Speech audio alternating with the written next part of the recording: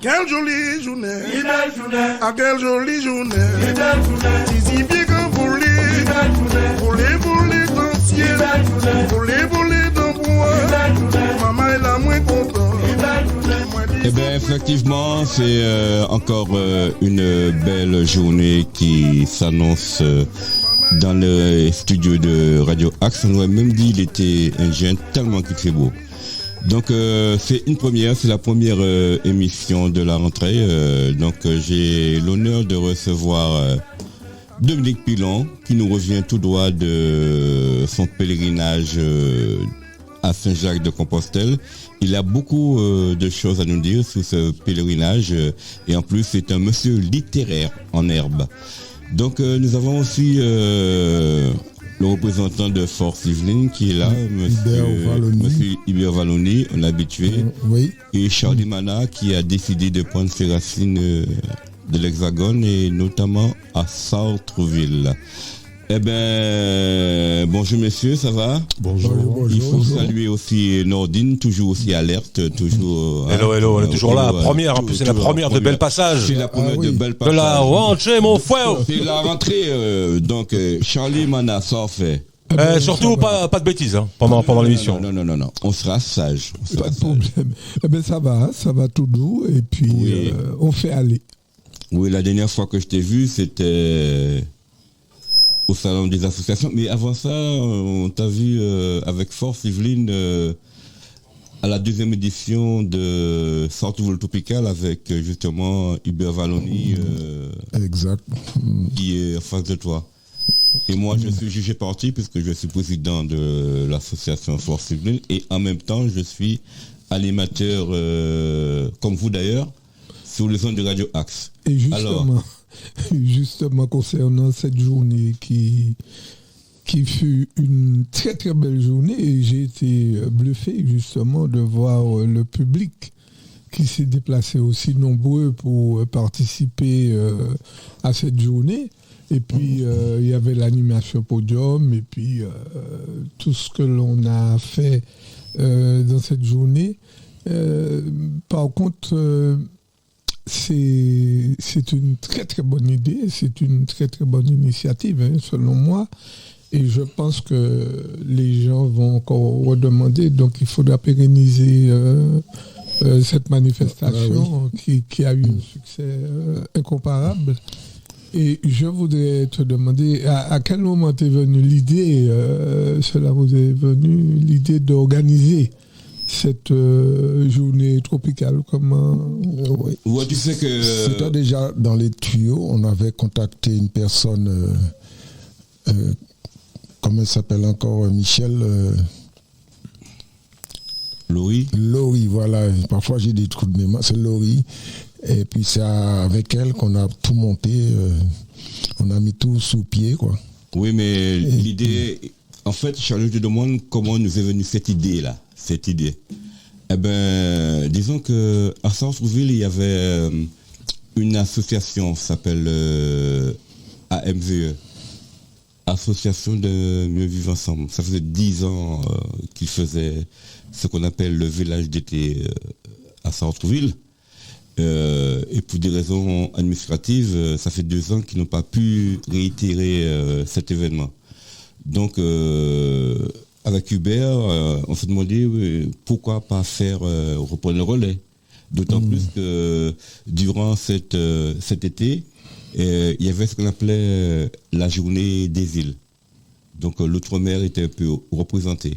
Donc on a bien vu qu'il y aurait eu un manque à gagner pour la communauté puisque c'était le rendez-vous annuel des ultramarins. Donc avec Hubert, on a contacté Laurie, une copine a dit bon, pourquoi pas faire quelque chose avec Patrick Persil aussi de la Force Yvelines, et on a mis ça sur pied en l'espace de 15 jours.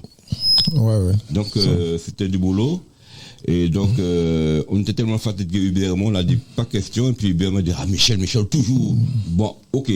Donc on a réitéré la deuxième édition là, et c'est à ce moment-là que tu es venu, puisque tu étais à Métropole, tu n'étais pas encore parti aux Antilles, tu m'as donné des idées, et question sponsoring, puisque tout en sachant que tu es quand même un des chantre, comment dirais-je, des animations culturelles sur la ville du François qui te manque énormément. Et c'est réciproque, hein.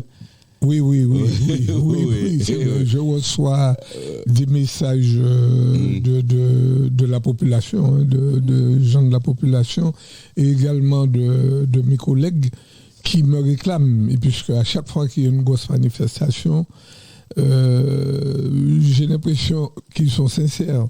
Je leur manque parce que quand même, après une trentaine d'années d'organisation des manifestations municipales, festivals, fêtes patronales, enfin, tout ce que l'on organise, et brusquement, on ne me voit plus.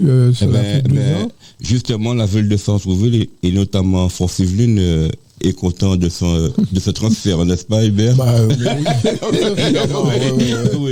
Oui. Mais on a reçu pas mal de félicitations pour Charlie parce qu'il a bien animé et puis il était à l'aise au micro. Quoi, tu vois. Oui. Ouais. Alors, de la métropole, il a activé son réseau franciscain. Ouais. Donc, on a eu comme sponsor les établissements Rosette. Ouais. Et on a eu Rome Clément surtout. Tout en sachant que l'abus d'alcool est très dangereux pour la santé. Tu vas froisser la susceptibilité du beurre. Pourquoi tu dis ça en le regardant? Non, c'est la loi. C'est la loi qui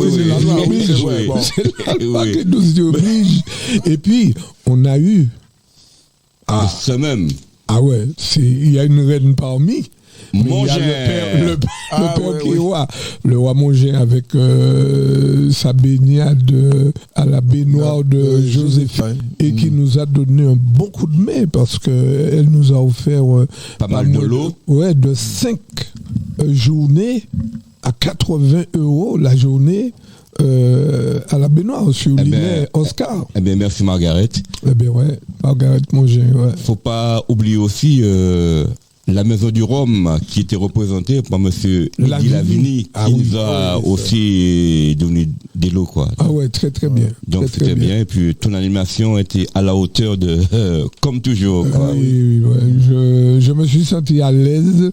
Oui. J'ai adopté tout de suite l'environnement, le public, les gens sont très sympathiques et quand tu regardes bien, Sartrouville est une ville qui a beaucoup d'atouts et j'ai vu que la communauté, les communautés s'entendent très très bien à Sartrouville. Il y a une très très bonne collaboration avec cette proximité. On a ce mélange de gens de différentes cultures et ça c'est une richesse. Bon, maintenant j'espère que les gens, les associations, les autorités vont mettre leur tête dans un même bonnet et puis travailler cela pour que... Mais toi aussi qui fais... non, mais... Oui, je sais que c'est pas évident des fois. C'est très difficile. La gestion de l'humain, des hommes, c'est quelque chose de très très très difficile. Il faut ménager les susceptibilités et puis il faut faire comprendre aux gens l'importance de mener la vie associative, de donner un peu de temps à la population, à la communauté, puisque nous avons des enfants, des jeunes qui arrivent, il faut leur tracer un chemin convenable pour qu'ils puissent se rencontrer, leur donner l'exemple de la solidarité surtout, de la solidarité, puis organiser des choses, des manifestations pour les occuper, pour les faire grandir et puis leur amener du nanan, etc. Oui, mais c'est l'objet de l'association Fort-Yvelines.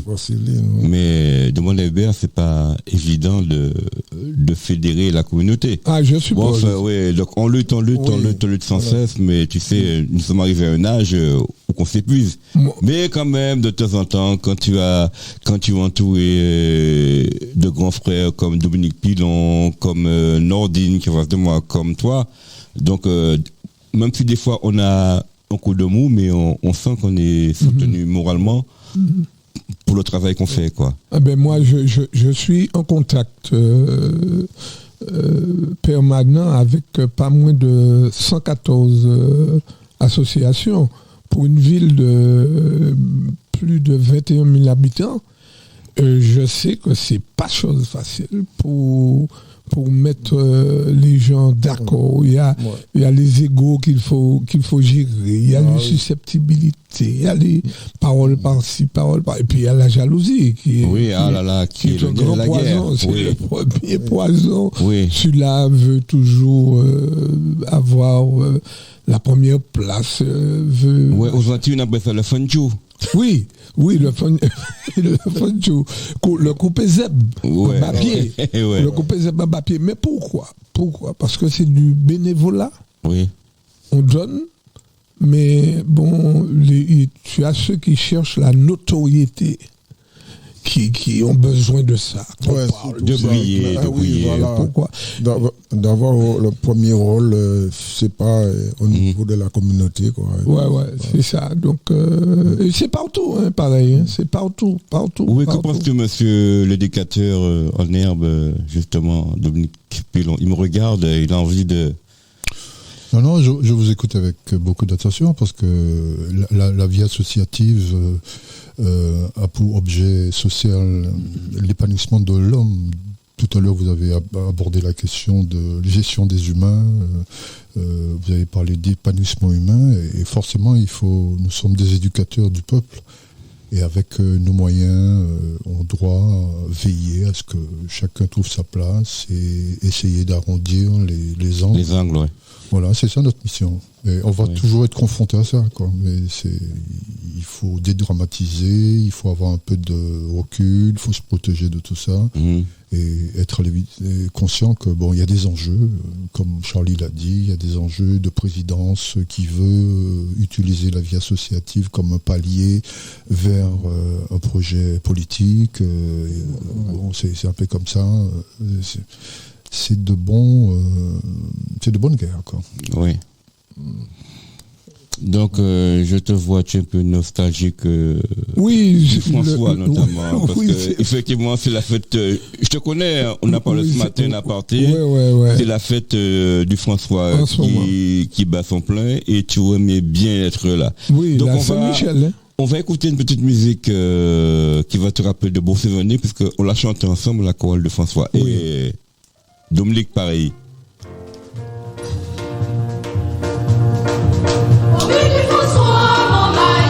Joli. C'est là qu'il est mieux la terre, c'est plus belle qu'à moi. C'est ça qui passait à dans la ville et ravie. Le gars est honnête après, pour y ça choisir. Mais il y a un bagage surtout qu'on peut apprécier. Parmi tous les hommes, c'est les plus réputés. Dans les plus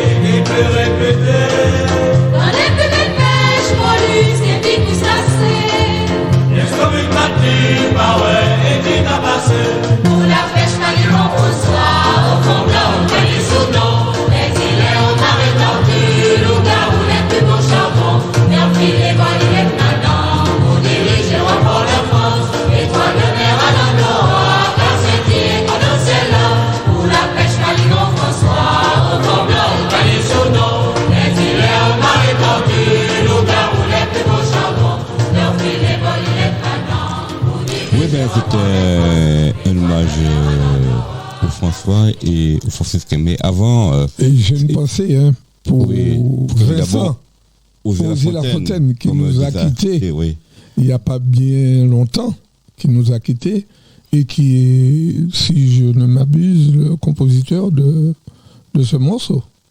Il a écrit trois textes, trois couplets. Trois couplets, concernant les fonds blancs et puis voilà. Il habitait Capest. Écoutez, mais tout Vincent, nous avons été à la cour l'ensemble. Chabin, sacré Chabin. Pas crier moi Chabin, mais pas sacré Chabin. Oui, et puis comme nous sommes pour poursuivre les hommages, je voudrais rendre hommage à deux personnes qui nous ont quittés pratiquement cet été. Monsieur Pierre Prigent, qui était l'adjoint au maire des associations. C'était mon mentor, c'était un homme de grande valeur, c'était une figure sartrouvilloise. Et je voudrais aussi rendre hommage à notre ami Thierry Elisma, un franciscain qui a disparu il y a une quinzaine de jours. Pleine de vie. Pleine de vie, la joie de vivre, 58 ans. Et je me rappelle un jour, c'est pour ça que... Un grand chanteur d'ailleurs. Oui, Compostelle, c'est voilà. Sous ces derniers temps, il y a 2 ans, 3 ans, on discutait. Et il m'a dit, Bouboule, tu sais que je rencontre le Seigneur, Jésus? Je lui ai dit, ah bon, on a parlé de tout et de rien, comme ça. Et puis, il me présente sa fille, il me dit, c'est ma fille Noémie. Je lui dis, mais c'est bizarre. Ma fille s'appelle Noémie aussi.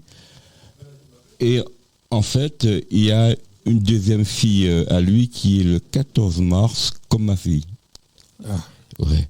Donc, je voudrais adresser toutes mes condoléances à la famille franciscaine, à ses sœurs et frères. La cité Eucalyptus. Interviewé, quoi. Il a laissé un grand vide. Oui. Parce qu'il était très jovial, très sympathique, très gentil et toujours disponible. Ça gouaille, chaque fois que les Thierry était là, puis toujours... Son sourire, sa joie de vivre, en fait. Et puis il avait en plus le respect des anciens comme nous, quoi. Oui, tu vois. Tout à fait. Oui, et je voudrais remercier de tout cœur monsieur Georges Rimongin, qui fait partie de l'association Les Flamboyants de Villepinte. C'est lui qui a tout organisé, avec Jean-Philippe Exilé et puis tous les copains, sans oublier Éric Etienne. Vraiment, les franciscains étaient soudés pour ce triste événement. Oui, tout à fait.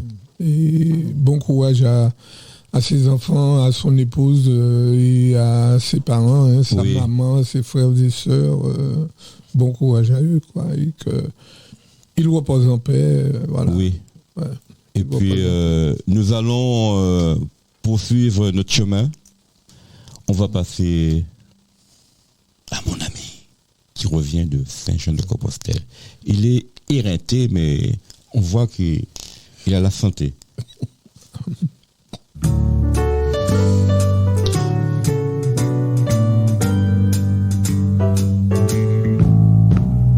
Tout au long de mon chemin, donne-moi la main.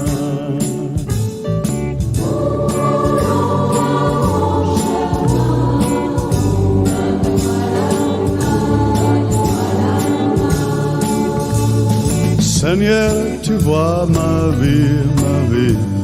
Chaque jour j'ai besoin de toi.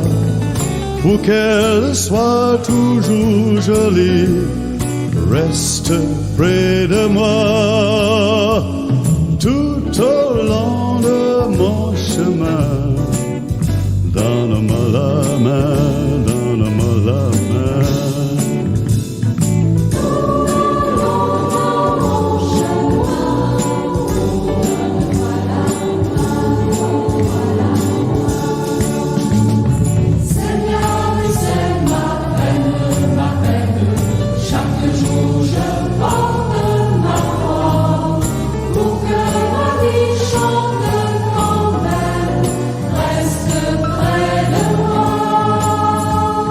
Tout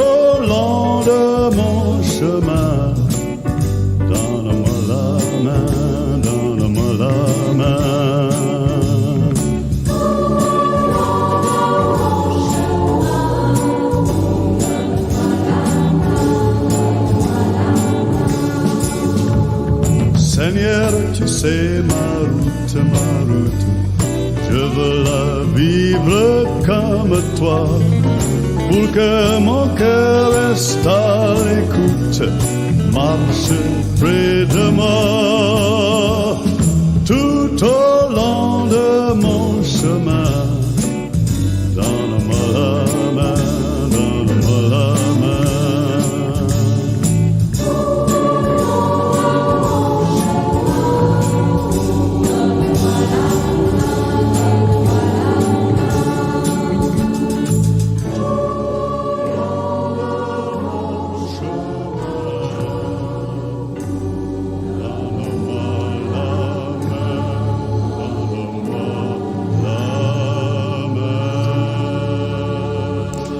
Eh bien, mon cher Dominique Pilon, j'aurais bien aimé suivre ta route. Mais je t'ai appelé plusieurs fois au téléphone, tu n'avais même pas... Ou t'es qu'à marcher. Tu marchais d'un pas sûr et alerte. Tu n'avais même pas le temps de... Michel, je marche. Oui, en effet, là c'est la 3e saison. J'ai fait la première saison en partant du Puy-en-Velay. Je suis arrivé à Figeac, où j'avais fait à peu près 250 km à pied, à raison de 20-25 km. Ensuite, j'ai fait Figeac-Cahors, en passant par Rocamadour. Et après, j'ai fait Cahors, je suis arrivé à Condom. Et de Condom, cette année, j'ai fait Condom jusqu'à Roncevaux en Espagne. Voilà un peu. Mais explique-nous... Roncevaux, c'est pas du Randal, j'ai vu l'histoire là. Tu l'appelles Roncevaux? Oui, c'est le royaume de Navarre. Ah ouais, c'est là où effectivement, lors d'une campagne avec Charlemagne, il revenait sur le territoire français et il y avait la garde arrière qui était restée en arrière, dans lequel faisait partie Roland. Et là, ils sont tombés en embuscade. Le corps, là, je m'appelle de ça. Effectivement. Donc, ils ont symbolisé ce moment avec une fontaine, ce qu'ils appellent la fontaine de Roland, etc. Ah ouais.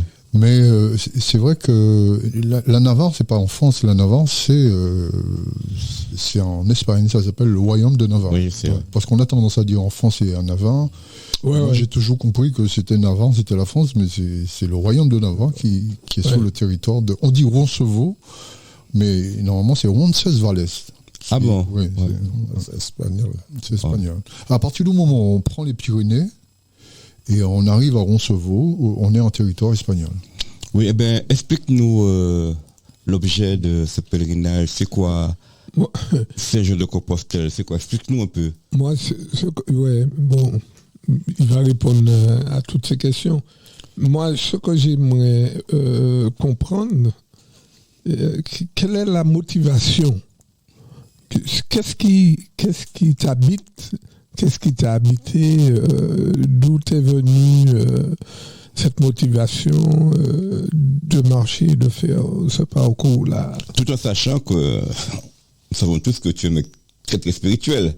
Mais de la franchir ce pas-là, c'est... J'ai beaucoup rencontré de frères chrétiens qui me disent j'aimerais bien faire en Compostelle, t'as de la chance, etc. etc. Moi, je vis ce que je décide de faire. D'accord. J'ai un caractère comme ça, je fais rien comme ça, je le mûris.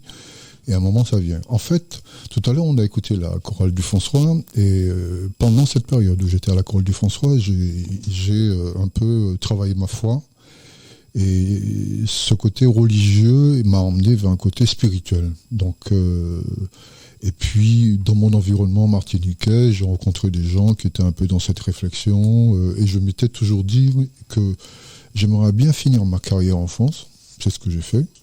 Et je souhaiterais aussi faire Compostelle. Donc, une fois que je suis arrivé, j'ai été à la Société des Amis de Compostelle qui se trouve à Paris.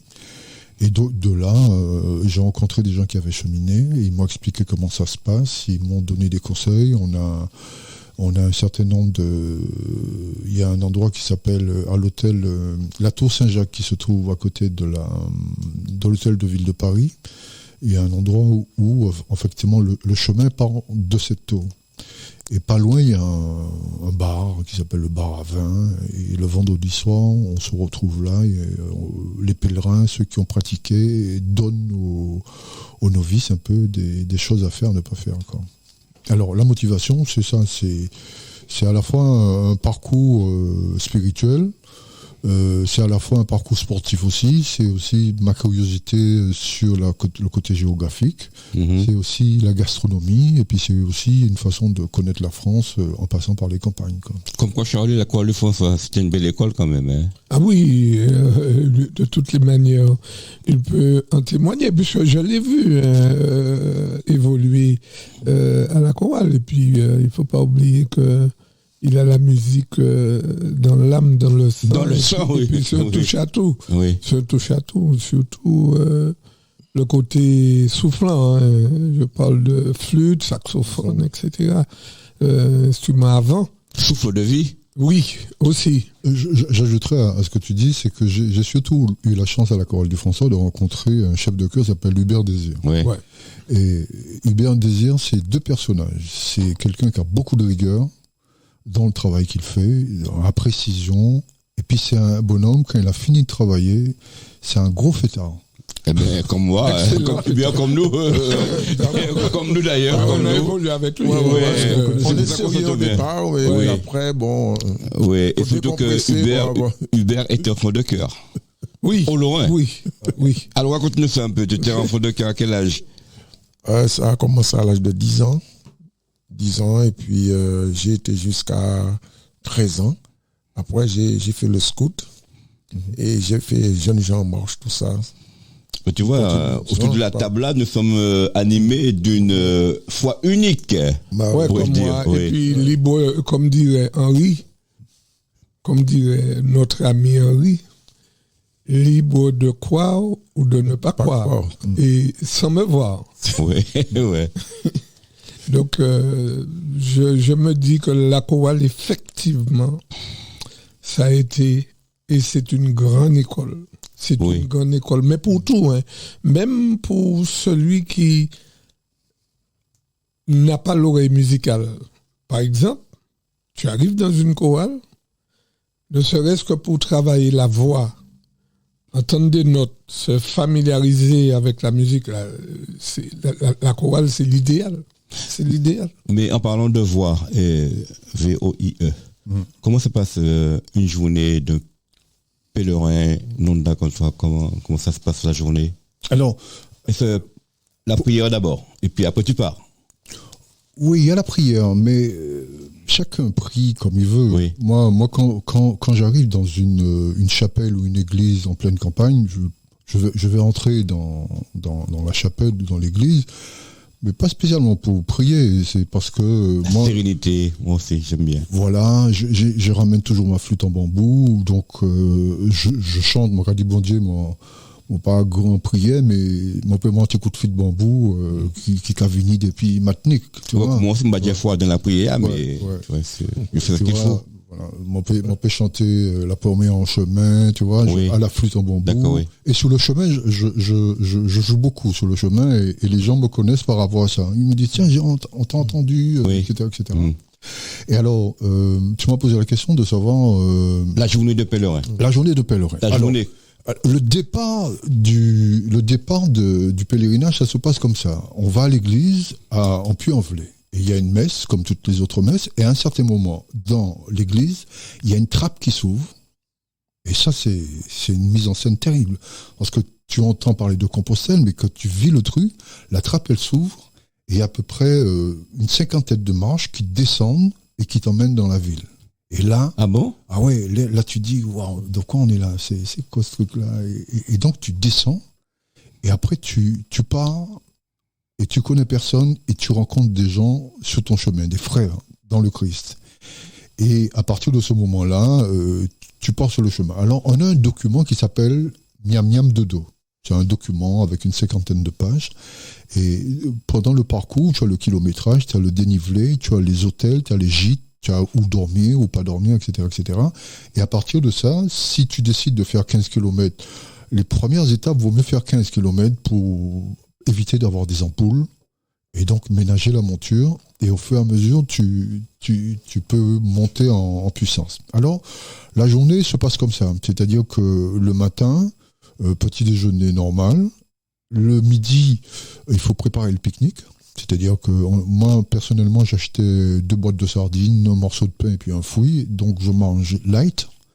Et après, tu continues, Normalement, le matin, je partais à 7h30, je me disais, je marche jusqu'à midi. À midi, je mangeais. Je avais un coup de fil de bonbon les mains. Et puis, côté 1h30, je suis parti pour arriver là à destination.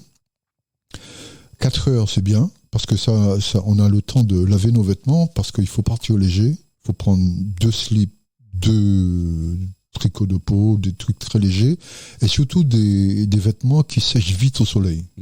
Donc en attendant, tu prends ta douche, tu laves tes vêtements à sécher, et vers 18h, tu plies tout et tu commences à te préparer pour aller dîner et puis préparer la journée du lendemain. Quoi. Alors donc, en une journée, tu as plusieurs étapes. Tu as plusieurs villes, voilà, effectivement. Ah ouais, il y a quand même des villes-étapes.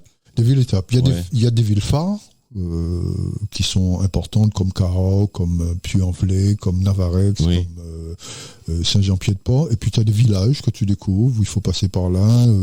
Il faut surveiller aussi les points d'eau. Il faut savoir dans quel village tu peux acheter un repas ou quelque chose à manger, parce que tu peux être un gîte et ils te disent il n'y a pas de pique-nique, vous vous débrouillez. Donc il faut tout prévoir, toujours anticiper ce que tu fais. Et puis sur le chemin, tu rencontres des gens que tu as beaucoup de joie à rencontrer, et puis finalement après tu peux les laisser parce que tu marches plus vite ou ils marchent plus vite que toi, et donc le chemin, ce qui est important, c'est de se retrouver seul, parce que quand tu te retrouves seul, c'est à ce moment-là que tu peux vraiment entrer en dedans de toi et réfléchir sur... Oui, c'est ça qui m'a fait étonné, parce que je t'ai appelé à plusieurs reprises, justement pour savoir si tu venais avec nous au salon des associations. Tu m'as dit que tu étais en plein pèlerinage, et tu m'as dit que tu étais tout seul. Donc il n'y a pas de groupe, non? Oui, il y a des groupes. Non, c'est un choix, quoi. C'est un choix. D'être tout seul, ouais. La première étape, la première saison que j'ai faite, j'avais un groupe de 6 personnes avec qui je marchais beaucoup. Il y avait un jeune qui faisait, un jeune curé, il y avait pas mal de gens qui étaient un peu dans la spiritualité, etc., etc. La deuxième saison, j'ai voulu retrouver le même groupe, mais c'était pas la même ambiance, donc c'était d'autres gens. Et puis là, la troisième, j'ai essayé de marcher tout seul, parce qu'il faut marcher seul, parce que dans la vie, on est seul. On n'est pas en groupe, quoi. On rencontre des gens, mais après, la vie, c'est ta vie, c'est ton chemin. Donc après ce pèlerinage, tu as un message quand même d'amour et de fraternité à distiller? Non, je ne serais pas aussi prétentieux, ça veut dire. Non, mais... Non, tu peux faire vivre ton expérience. Partager l'expérience. Oui, partager, ouais. C'est-à-dire, je prends un âge où je prends beaucoup de recul, où je prends rien à cœur. J'ai un travail qui me demande effectivement d'être en empathie en permanence. Donc, des fois, à un moment, quand j'étais beaucoup plus jeune, si tu veux, on restait arc-bouté sur des positions. Aujourd'hui, parce que ce que le chemin nous apprend aussi, c'est que quand tu as un sac de 10 kilos, ça veut dire que tu décides de laisser toute ta modernité derrière toi. Tu portes à quoi? Et aussi, tu essaies de balancer dans l'eau tout ce qui est négatif. Que tu traînes. Quand tu prends 2 slips, 2 t-shirts, un bout de savon de Marseille qui te sert de brosse à dents, en même temps, de pâte dentifrice, et en même temps avec lequel tu laves tes vêtements, ça veut dire que tu décides d'aller vers le minimalisme. L'humilité. Oui, l'humilité, ouais. Ah ben, c'est très beau, ça. Ah oui, j'écoute religieusement ce qu'il disait, avec beaucoup de passion. Mais, comme dirait l'autre, c'est son choix. Et puis, c'est lui qui vit, c'est lui qui a vécu, qui vit la chose. Et je crois que chacun doit vivre sa foi comme il l'entend. Et puis, comme il a parlé de marcher tout seul. Oui, et puis, en fait, il m'a parlé de la lourdeur de son sac. Tu sais pourquoi? Parce que dedans, il y avait 2 gros bouquins qu'il va nous présenter, puisque c'est un littéraire avant tout. Hein. C'est un littéraire, il a 2 livres à nous présenter. Alors donc... Nordine va nous faire une petite... Ouais, Effectivement. Tu es venu nous proposer... Je voudrais proposer aux auditeurs 2 livres qui s'inscrivent un peu dans ce que Charles a dit tout à l'heure, sur les proximités avec les différentes cultures. Oui.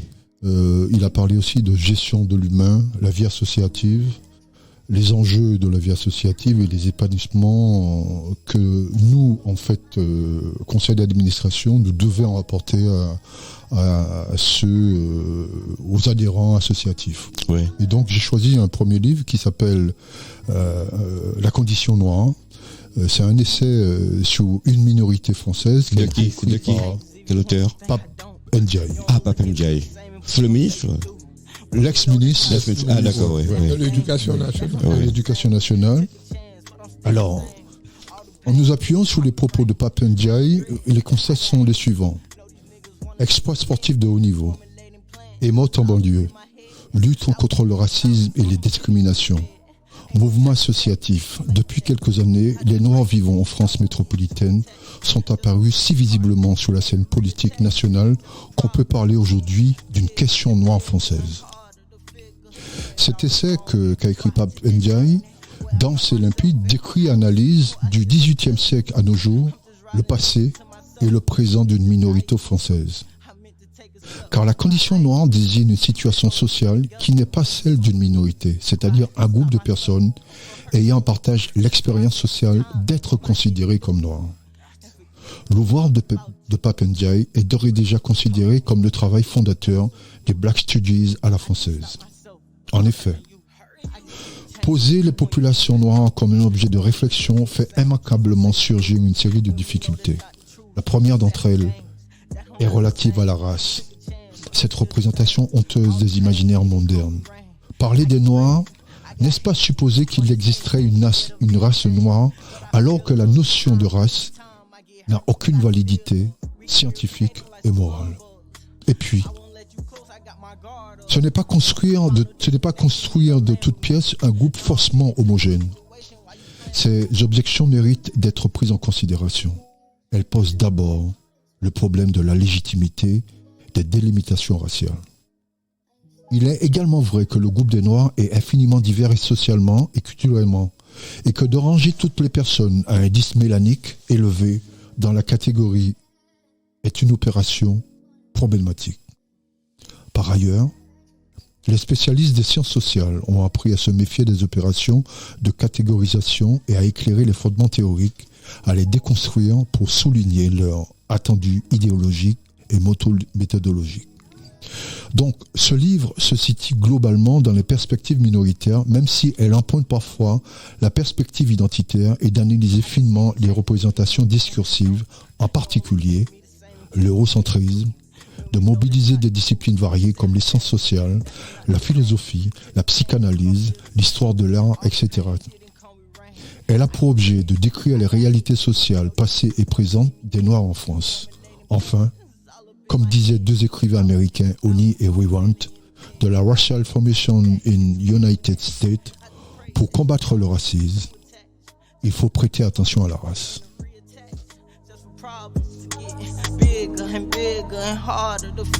Voilà. Un coup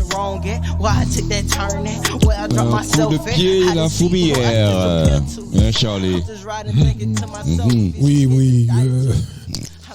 Je découvre, parce que je ne savais même pas que Pape Ndiaye écrivait. La condition noire, et ça s'inscrit bien dans le projet associatif dans lequel nous nous situons. Ah oui, absolument.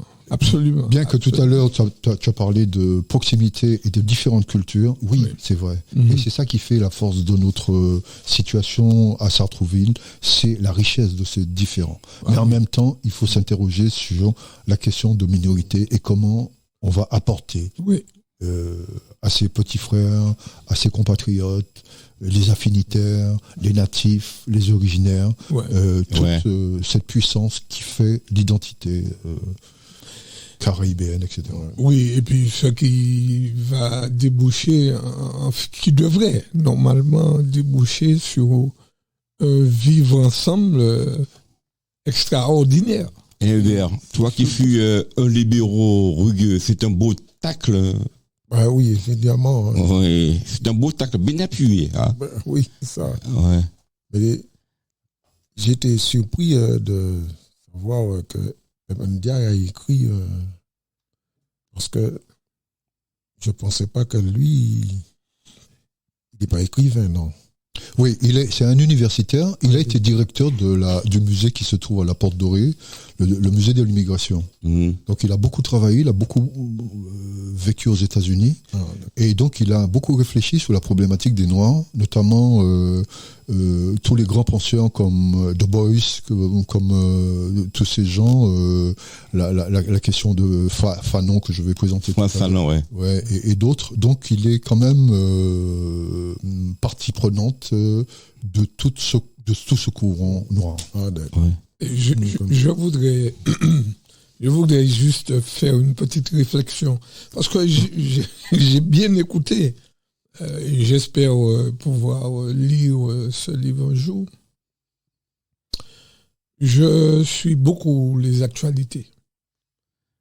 Alors, sur la fin de son mandat, avant le fameux remaniement qui a eu lieu dernièrement, je sais que beaucoup ont réclamé sa tête. Et il n'y a rien d'insoupçonné. Et cela, avec ce que j'ai entendu... C'est un bâillonnage organisé. Cela me met en lumière beaucoup de non-dits, beaucoup de choses qui sont là. Et je comprends pourquoi maintenant qu'on a voulu de sa tête, qu'on ne voulait plus qu'il soit ministre de l'Éducation. Et tout ceci ramène à la minorité et ses origines.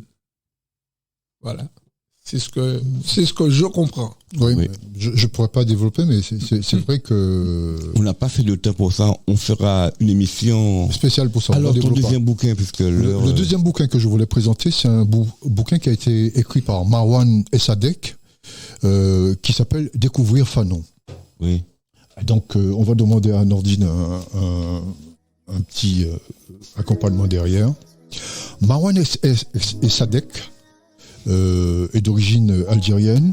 Il est professeur de philosophie et est l'auteur de Découvrir Fanon aux éditions Sociales. Il nous montre comment la lecture du militant anticolonial, antiraciste et révolutionnaire est particulièrement pertinente pour comprendre le monde actuel. À travers sa publication qui s'appelle Découvrir Fanon, il nous invite à découvrir, entre guillemets, et j'ajouterais, à redécouvrir un auteur comme Fanon. En d'autres termes, le monde que Fanon décrivait et combattait est-il encore le nôtre ? Point d'interrogation, j'ai pas la réponse.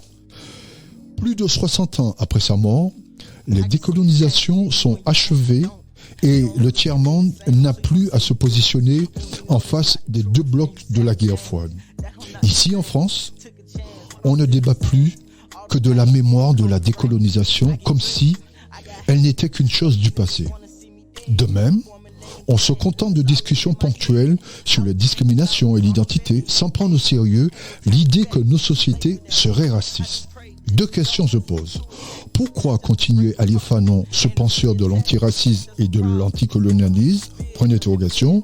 Et à s'approprier sa pensée, ne risque-t-on pas à plaquer les problèmes du passé sur notre époque ? Les problèmes du passé sur notre époque.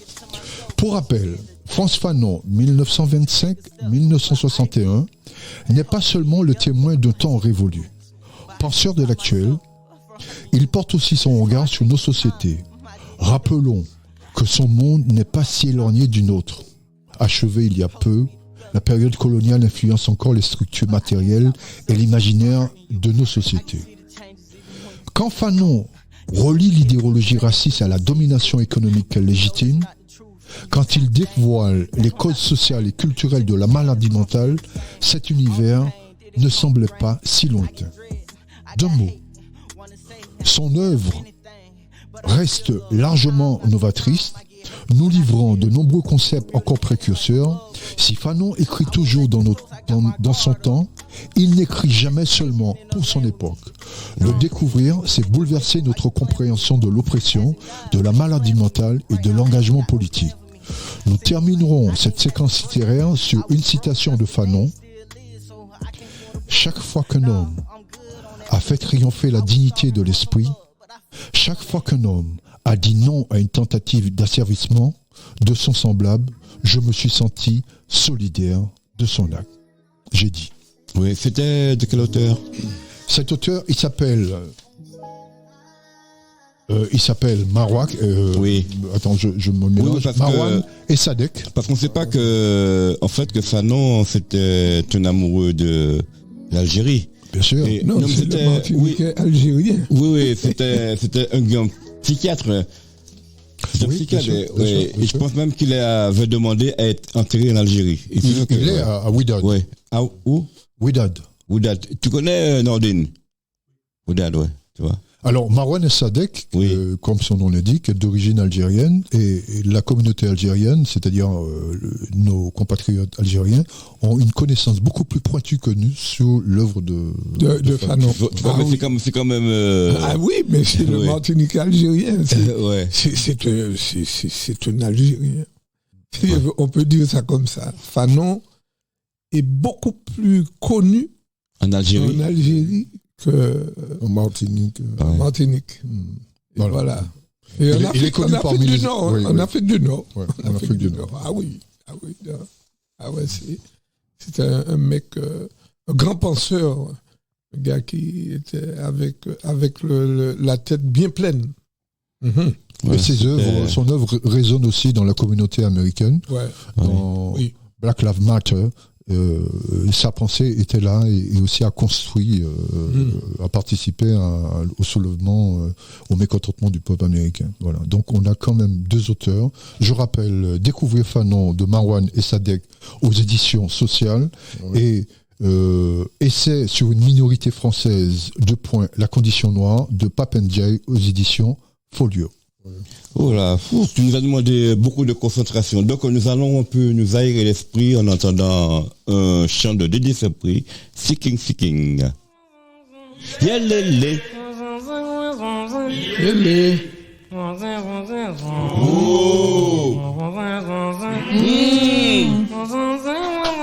Yelele.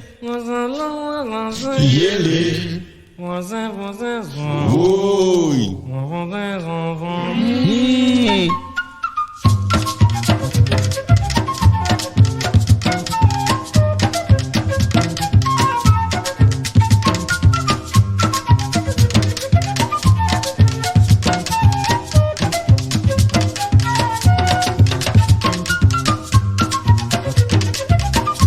Nous sommes en osmose là avec la commune du François dont la fête bat son plein ce week-end.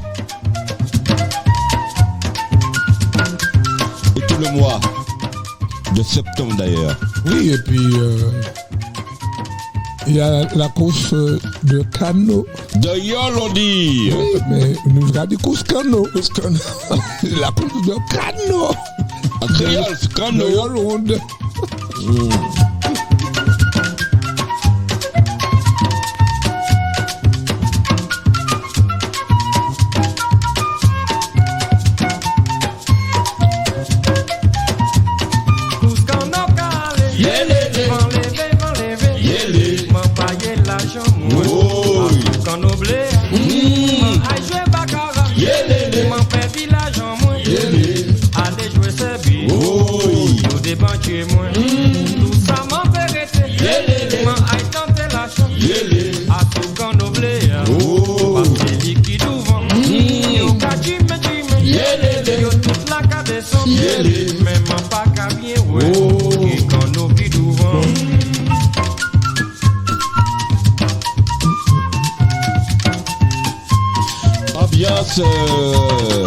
Ambiance patronale dans les studios de Radio Axe. La famille Lisba, tchambé.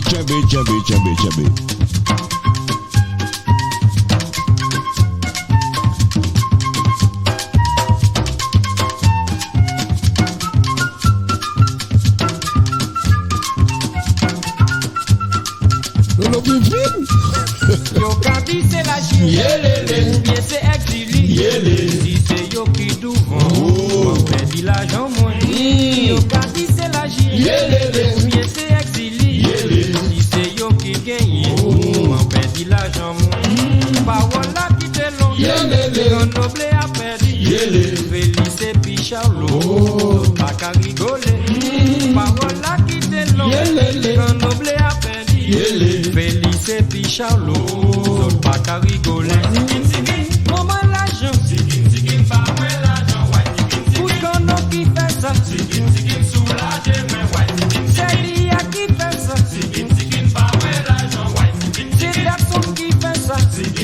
Soulager, mais ouais. Mandez Michel Fellow. Pas moi l'argent, ouais. Qui m'a foutu ça? Soulager, mais ouais. Mandez Michel Charlot. Pas moi l'argent, ouais. Mandez manger. Soulager, mais ouais. No. C'est why. C'est why. C'est why. C'est why. On va manger. C'est why. On vit manger. C'est why. Gâteau coco sorbet. C'est why. Cinnamon. C'est why. Locho. C'est why. Macaroni. C'est why. Michelin Mori. C'est why. Bonbon cheval. C'est why. Pistache la chaux. C'est why. On va manger chicken. C'est why. Thierry Lisma, grosse pensée, Thierry Lisma, c'est pour toi, Thierry.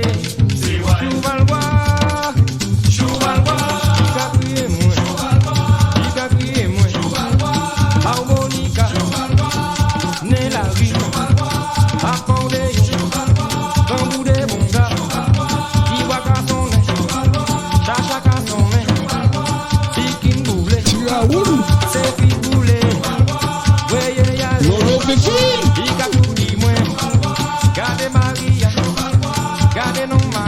Ambalari nous là. C'est Misco. Décédé. Bojino. Yes.